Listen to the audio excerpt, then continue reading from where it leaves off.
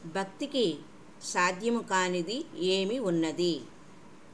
చోళరాజ్యమునందు తిరుక్కడవూరు అను ఊరిలో సుమారు 300 సంవత్సరం క్రితము ఒక సదాచార బ్రాహ్మణ కుటుంబంలో భక్తి జ్ఞానాలు మూర్తీభవించినవా అన్నట్లు అభిరామ భట్టు అను మహానుభావుడు జన్మించాడు. చిన్న వయసులోనే సంగీతంలో గొప్ప ప్రావీణ్యతను గడించి జగన్మాతను తన సంగీతంతో ఆరాధించసాగాడు. దైవ ప్రేరితుడై అభిరామ భట్టు విరాగిలా తిరుగుతూ ఉండేవాడు.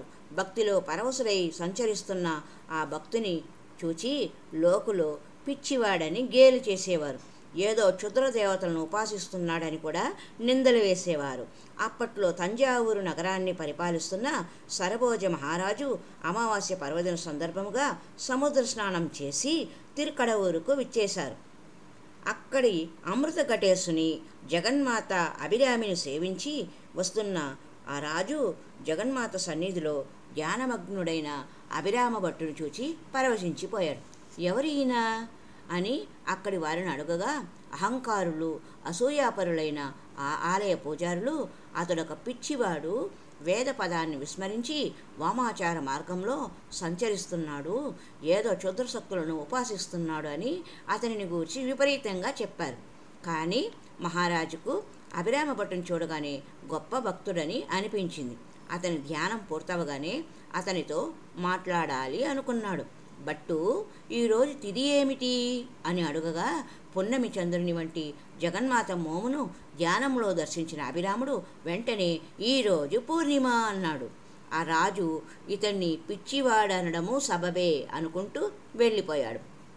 మహారాజు నిష్క్రమించాక మామూలు స్థితికి వచ్చిన భట్టు జరిగింది స్ఫురణకొచ్చి ఎంతో బాధపడుతూ, అమ్మా జగన్మాత, నీవే నన్ను ఈ అపవాదు నుండి తప్పించాలి అని ప్రార్థించి అంబిక సన్నిధిలో లోతైన గోతిని త్రవ్వి అందులో అగ్నిని ప్రజ్వలింపజేశాడు. 100 నూలు పోగులతో ఒక పీఠాన్ని అగ్నికి పైభాగంలో వేలాడదీశాడు. అటుపైన ఆ పీఠంపై కూర్చొని జగన్మాతను గూర్చి పాడసాగాడు. అమ్మా అంటూ పాటలు పాడుతూ ఒక్కో పాట కాగానే ఒక్కో నూలు పోగును కత్తిరించసాగాడు. 79వ పాట పాడుతున్నప్పుడు సూర్యుడు అస్తమించసాగాడు. అభిరామ భట్టుకు అంబిక దర్శనమిచ్చింది.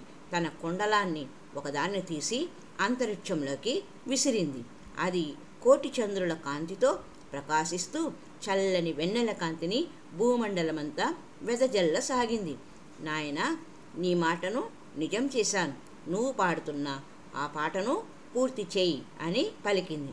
భట్టు పాడుతూ, అమ్మా, ఈ చరాచర ప్రపంచమంతా నీ ఇచ్ఛానుసారమే నడుస్తుంది అని జగన్మాతను కీర్తించాడు. అమావాస్య నాడు జగత్తునంతా పూర్ణచంద్ర ప్రకాశం వ్యాపించగా జనులు ఆనంద ఉత్సాహాలతో గంతులు వేయసాగారు. మహారాజు, ఏమి అద్భుతం! అభిరామ భట్టు వాక్కును అమ్మవారు అక్షరాలా నిజం చేసింది.